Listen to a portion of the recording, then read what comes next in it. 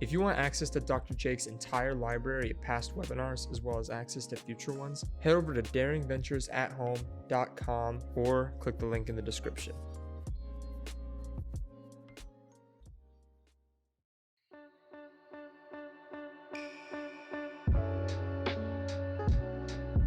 All right. So how does shame get developed? And again, I know some of you have probably seen this slide before. I did use it in one previous webinar.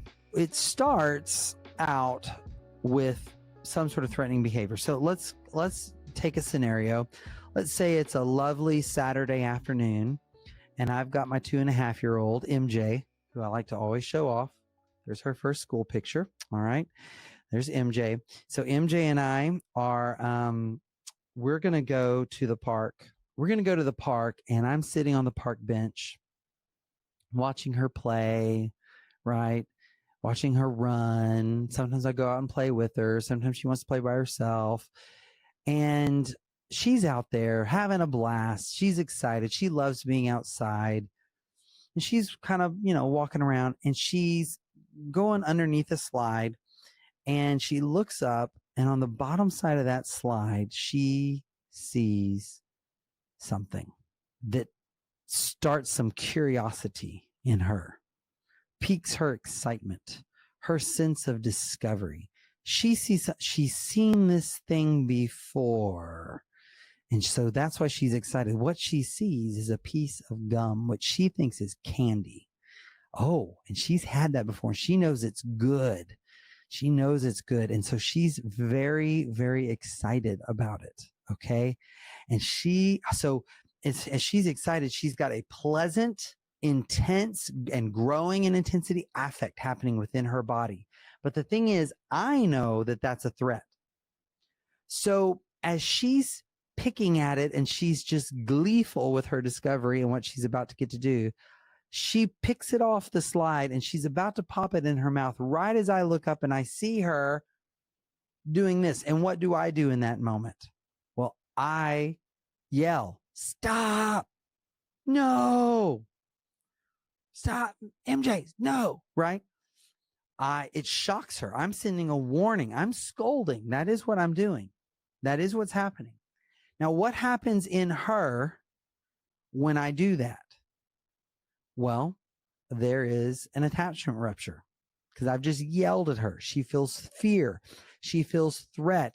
And so she actually first spikes into fight or flight, hyper aroused dysregulation. She tenses up, like this, right? Her body gets tight. Her neck gets tight. Her eyes get wide. But then as she comes down and I run over there and I bat the gum out of her hand, right? She collapses. Her shoulders drop. Her head drops. Her affect drops. There's a sinking within her. She drops into hypoaroused dysregulation. Why? Because I have done this scolding thing. Now she feels isolated from me. She feels the pain of the disconnection, right? Oh, and she drops. And that is the initial experience of shame that we all have. And it starts early on, okay? Early on in our development. And it's where there's been a threat and there's been a rupture in the attachment. And then we sort of internalize that and we collapse. All right. Oh, and we collapse and then we feel the isolation and the pain of it. All right. And so we go into this hypoaroused dysregulation. Now, what I do next is I say, "Oh, baby, I'm so sorry." I mirror her pain on my face. And I say, "I'm so sorry." And I grab her and I pull her in close and I rub her back and I hold her and I say, "It's okay. It's okay. I'm not mad at you. You're okay. I love you. It's that gum. That's nasty. That's someone else's. That could make you sick. I don't want you to be sick. I don't want you sick. Oh, I'm so sorry I scared you. I'm so sorry I hurt your feelings. Daddy was afraid. This actually just happened in my house. It's coming to me like right now. I'm remembering last week, my daughter, kitchen floor, had a glass bowl. Don't know why she had a glass bowl in her hands. Can't even remember how that happened. But I've got my back to her. I'm at the sink, I don't know, peeling vegetables or something. She throws the glass bowl. It shatters on the glass floor. She's got, shorts, no shoes on. And I freak out. Don't move. Don't move. Don't move, and it scared her so bad. So as soon as she gets to safety and I put her down, I'm so sorry. It's not you. Daddy was afraid because that glass could hurt you. Now, what's happening there, right? I'm repairing the connection, the safety, the sense of belonging. I'm helping her regulate. I'm helping her return to regulation, okay, and soothe. Then she is learning in her brain, oh, it's not me. I'm not the problem. That was the problem. This gum was the problem, or the broken glass is the problem. I'm not the problem. The broken glass is. And so that experience over and over and over and over again gets embedded in the neural pathways until eventually she can do it on her own. I don't have to be there walking her through, upregulating her, helping her differentiate. This is about me versus this is not about me. This is about me versus that gum. This is about me versus a broken glass. This is about who I am versus this thing I did, which is a lot closer to home, right? It is, but it's still the same process, all right? So that is how we develop healthy shame and guilt. Now, the problem is what happens. So rewind the tape. My daughter's about to put the gum in her mouth. I look up, I freak out, right? So we're back to here. I freak out and I tell her, put it down. I maybe go over there and bat it down, but I don't do the repair process. I'm too busy answering an email. I get back to my social media. I'm too dysregulated myself. And I don't help now this young nervous system that doesn't have the capacity to do it on its own. I don't help her upregulate out of that shame. Well, she's stuck there.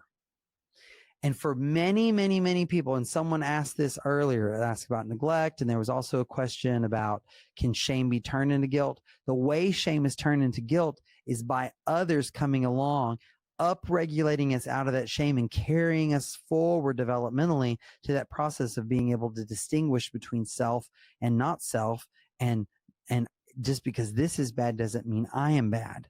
So people who don't get that reparative experience after the rupture, they literally in their nervous systems don't have the capacity to upregulate themselves out of shame.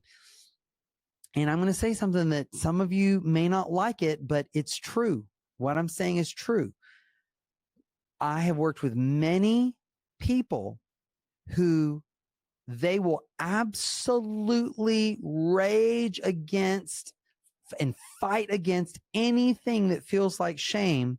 And it's because they intuitively know that if they fall down in that pit of shame, for them it is a never-ending pit and they feel like they'll never get out of it, because this is where they were always left as kids. And they are so hell-bent on never going there and being left there again that they resist shame to no end. A lot of narcissism can come from that. Or they actually do fall into shame and they don't have the capacity to upregulate out of it. Okay, they don't have that capacity to upregulate out of it.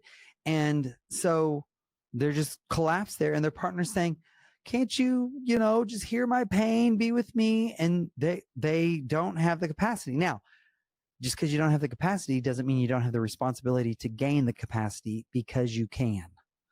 Okay, you can expand your capacity. So I'm not absolving anybody of responsibility, but here's what I'm wanting to say. It's more than just a choice. Now, it's going to be a series of choices that lead you to eventually, finally, expanding that capacity. But I just want to say it's more complex than that. What happens if your child did something that was hurtful to another child? They want a toy that another child has and they hit them to take it away. Okay, well, you say, We don't do that. We don't hurt other people. You're a good kid, and we don't do that, right? Hitting is bad. You're going to be in trouble. There will be consequences. I love you. I want you to be happy in life. Part of being happy in life is learning how to get along with others and being liked by others. And I already say this to my 2.5-year-old daughter. Hey, if you whine all day long, no one's going to want to be around you. And life is going to be better for you if people want to be around you. Okay? Whining doesn't work in the end. It's not good for you. It's not good for anybody. I love you, and I want what's best for you. I hope that answers that question. Let's keep moving. Just a quote from a guy named Daniel Hill, who is an expert on Alan Shore. Shore proposes that dissociated shame resulting from relational trauma is the primary pathogenic force underlying developmental psychiatric disorders, an important motive driving repression, and a key factor in developmental arrest. That's a fancy way of saying Shore says that shame is the primary root of most mental health issues. What he calls dissociated shame, which is to say it's shame that's usually slightly out of our consciousness. It's there, not consciously always lived and felt consciously, but it's there. Another quote. This is a fabulous book for any of you who are providers. That I would recommend. Patricia DeYoung, Understanding and Treating Chronic Shame, a Relational Neurobiological Approach. A second edition has come out. I've not yet read the updated edition. I am eager to do so. Shame is the experience of one's felt sense of self-disintegration in relation to a dysregulating other. So here's this other who, rather than being a regulating other, so internal working model of self and other, remember that? Instead of this other being someone who regulates us, this other is someone who is dysregulating. And the dysregulation, the way we experience it, is that we are coming undone, a disintegration of self. The self is coming apart psychically. By psychic, I mean like psychologically, internally. And actually, if you look at like Steve Porges' stuff, polyvagal theory, there is some biological reality to systems actually uncoupling within our nervous system. So that there literally is a disintegration of the self.